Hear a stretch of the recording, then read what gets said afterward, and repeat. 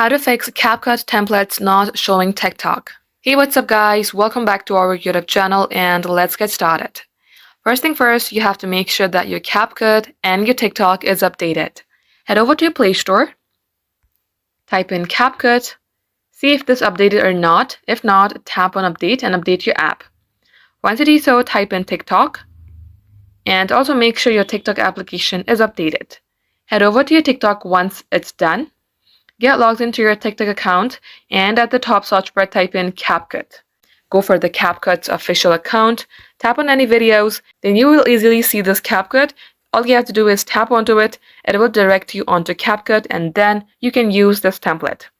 Now if the option is still not showing in your device, then you can also try and switch your TikTok account if you have multiple, or you can also open any of your preferred web application.